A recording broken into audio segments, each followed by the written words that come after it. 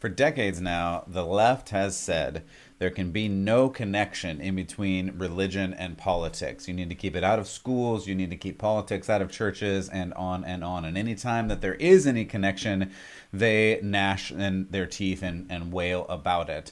But is there really a wall of separation, and do they even abide by their own rules? We'll look at a little bit of that today. Welcome to Church Public. I'm Matt Odegaard.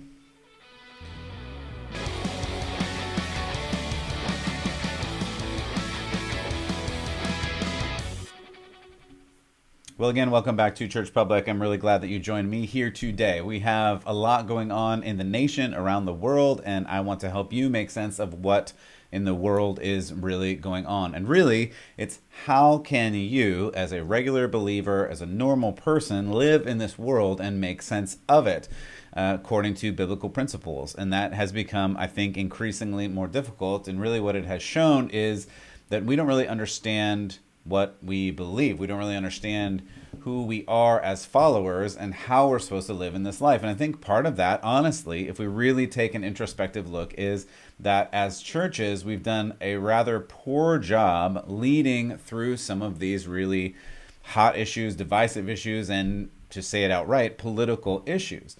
And we'll talk more about that in a moment, but if you are here, thank you. If you're listening on audio, thank you. If you want to watch on video, you can check that out as well at churchpublic.com. I really appreciate the support.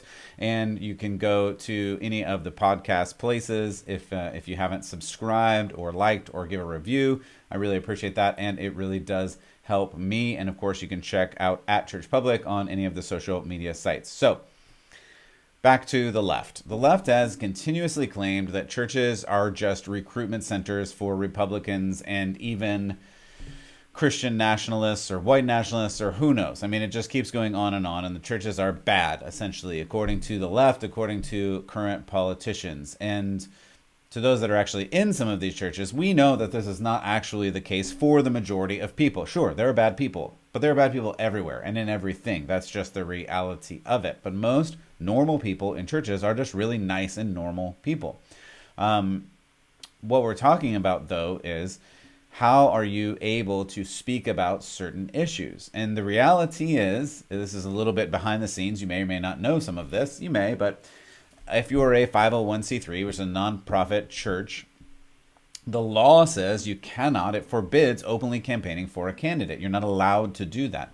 Now, personally, I don't really think this is constitutional, and I actually don't think it is biblical either. And this is a longer conversation that we'll get into at a later date. This separation of church and state, going back to this letter that Jefferson wrote that said we need to create a wall of separation in between the government and the churches. And really, if you read the letter, again, I don't want to get into this fully today, but just as a brief summary, his letter is saying he wants to keep the government out of church, not the church out of government. In fact, we're going to look at some other pieces in just a little bit of that. But the reality is there may be a constitutional case that you can, and then I would say a biblical case that you should talk about things that are in culture, because I'll just go theological for a moment. We are given the responsibility and the task of living in culture and dealing with culture and figuring out how to spread the good news of Jesus to the culture. So at some level, we have to understand what is going on. And we have to speak into this. And I think, again, one of the big problems that we've done, at least in the last several decades, if not longer, is pastors have been afraid. Our churches have been called out of touch. And I think pastors have been afraid of government or afraid of losing IRS status or something, and have not called out cultural things that need to be talked about from the leaders of the church. And this makes all biblical sense. For instance, if a candidate says abortion is a right up until or even right after birth, which several candidates have literally said, the church leader then should openly respond and say, in the church, this is unbiblical and you cannot hold a Christian value of human life and vote for such a candidate. Those things are inherently true, and those two issues are inherently incompatible. And as church leaders, as pastors, as believers, we should be able to say these things without fear of some kind of government reciprocity. And yet, that's this thing that we've been talking about on this channel. You can go back and listen to a lot of the messages at churchpublic.com, where We are to submit to the government of this world. That is commanded through a couple of different parts of Romans and other places. And Jesus himself saying, give to Caesar what is Caesar's. However, we'll take Jesus' example. Give to Caesar what is Caesar's, but give to God what is God's. We must go on and make sure we understand that the ultimate authority is God's. And God sets up kings and deposes them, as we read about in Proverbs and some of the other places. Look at kings and the way that God sets up kings and again removes kings, just the whole book of 1st and 2nd Kings. God is ultimately in charge, and God does not allow anything that is against his will in the world. So we have to follow God first. And what does that mean? That means when the authority does not follow the biblical standards, we cannot follow the authority. Again, some things are just stylistic things, and on those things you should default to the government because style is just style. But some things are mainline things, like right to life, like worship. You should be able and have the freedom to worship, and our founders believed the same thing, which is why they wrote into the very first amendment, we should have the free expression of worship. This is a very, very important value. And then lately, in this whole nonprofit status and IRS tax exemptions and all these other things, it seems to me that some pastors are more concerned with keeping the nonprofit status and not saying anything to offend the government or anyone, rather than saying true things. And so I believe this has caused a lot of the disconnect that we have in between the current generations who are very disillusioned with the church writ large and the church itself. And this disconnect is really a problem. When you have the majority of people in America saying they are something like spiritual but not religious, they don't believe the church has value or authority in their lives. So back to this issue at hand, and we'll talk more about the larger issue in a moment. The left has declared that religion and politics can never mix. They can never mix. It's not appropriate to say anything political in church. And of course, you can't pray in schools, you can't candidate for office in church, etc. Here's the rub. According to the left, you can campaign in churches and should campaign in churches if it is the right side of the political spectrum. And in fact, I should say the left side of the political spectrum, but topic for another time. In this case, religion and politics on the left must mix. It is in fact a moral imperative that these mix. So you have Vice President Kamala Harris openly campaigning in around 300 churches via video for the governor's seat in Virginia. Let's take a look at this. Sang in the choir at Oakland's 23rd Avenue Church of God. We sang hymns about how faith combined with determination will see us through difficult time. This is an important election coming up on Tuesday, November 2nd, and early voting is already underway. I believe that my friend Terry McAuliffe is the leader Virginia needs at this moment. Terry McAuliffe has a long track record of getting things done for the people. So here we have the Vice President of the United States of America openly campaigning in churches for a governor's seat in Virginia, which, according to how I read the IRS 501c3 regulations, that is forbidden. You cannot do that according to the regulations. Do you think that the IRS is going to be contacting her or these 300 churches? I doubt it. So is this another example of rules for thee but not for me? Yeah, probably. But the reality is, like, nothing is going to happen. And this is the thing. This is the weird double standard. And I've reported over the past couple of months several 501c3 organizations that were denied some kind of registration or other things for their overt political bias, as was represented by the IRS. And of course, all of these are in the Republican direction, all of them. So the IRS is not going to check on these left-leaning issues because the IRS, presumably, or according to their actions, condone these things. So this Vice President of the United States of America openly calling for church members to vote for a specific gubernatorial candidate is apparently okay. And in fact, it's more than okay. Again, the things of this culture more and more are not just things. They're not just issues. These are moral imperatives, and you see that. You have a moral imperative to act in a certain way. We've seen this over and over throughout various facets of culture, especially in the last year or a few. So religion, in this instance, is apparently good when it is aligned with the leftist party, but religion is inherently and morally evil when it is aligned with the state. And I would propose the best actual solution here is probably to deregulate this IRS code, to deregulate churches and allow them to talk about whatever political thing they want. I think that's actually the most constitutional thing. I think there's a great constitutional case for that. I think it's the most biblical thing where, again, pastors should be allowed to say whatever they really want to say in regards to the culture. And then the church members have the opportunity to choose to say, choose not to say, choose to listen, choose not to listen, to vote with their feet, essentially. I was even reading yesterday, as an aside, that Madison and Jefferson had church services in the House of Representatives chamber. Can you imagine if that happened today?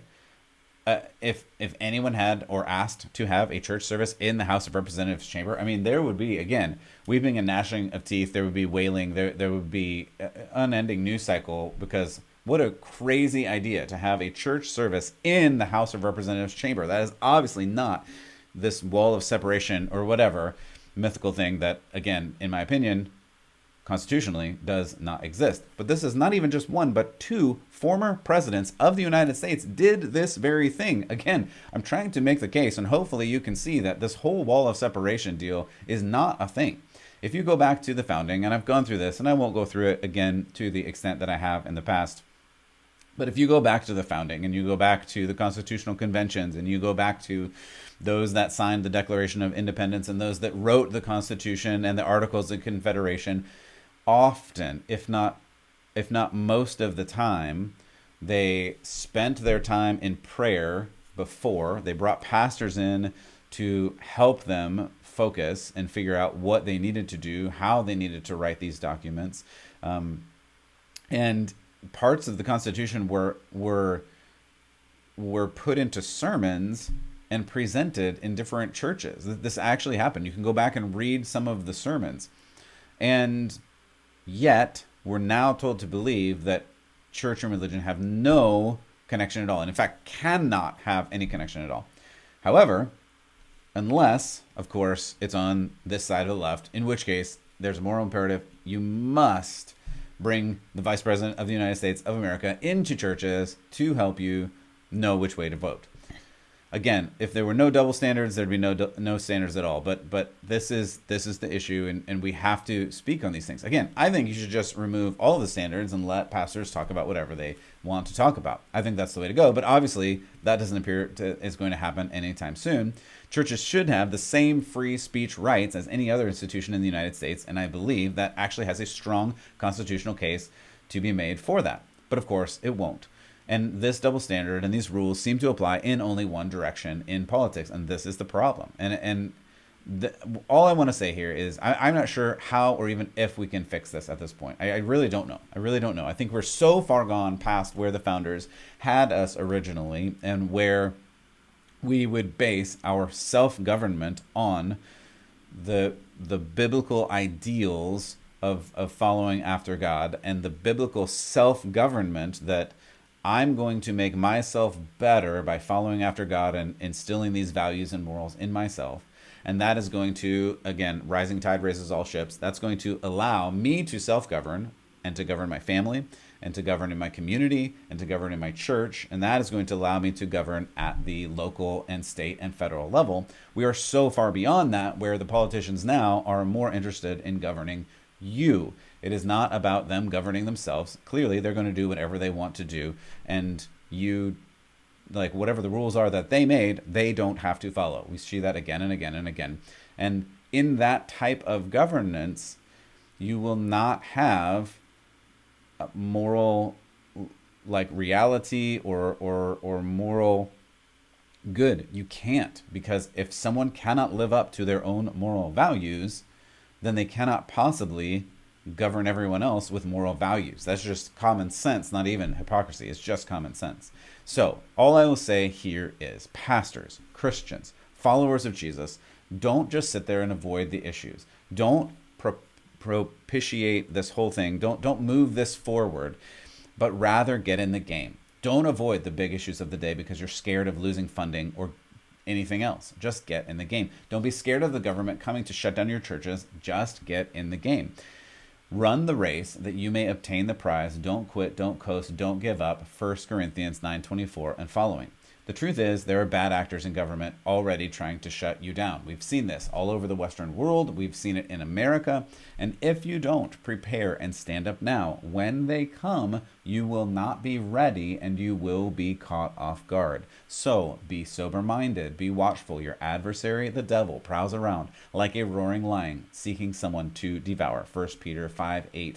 How are you going to live? That is really the point that I wanted to make. I wanted to show you that the left doesn't care about you. They don't care about your church. The rules that you're trying to follow in accordance with government have already been broken, and they're going to continue to break them. So, yes, follow the government in everything that you possibly can, but the overarching authority that you must follow is the authority of the kingdom of God, which is why I keep pointing you to stories like Shadrach, Meshach, and Abednego in Daniel. Daniel himself in the book of Daniel. Esther, Rahab, Jesus, John the Baptist. I could go on and on and on, but read some of these stories in the Bible and think about how when the government said a certain thing that was obviously against the kingdom of God, what did the followers of God do? And at what point do you say, in a peaceful way, of course, no, I cannot follow you into the abyss. I must follow God. This government will continue to push in on your religious freedom. They will continue to push in on your freedom of speech, your ability to say what you need to say. And those are really the big key freedoms here. If you cannot say what you need to say, if you cannot say anything, then your religious freedom is infringed. If you cannot worship openly in the way you want, when you want, then your religious freedom is forbidden in some way. And we have to watch out for this. They are saying, on the one hand, if they say it, it is good. If you say it, it is not good. This is the problem, and we are going to see this more and more and more as we move into this, I don't know what to say, lawless and unbiblical age. And so I just pray that you will continue to faithfully follow Jesus with all of your heart and all of your soul and all of your mind as the day comes nearer and nearer. God bless, and as always, keep the faith.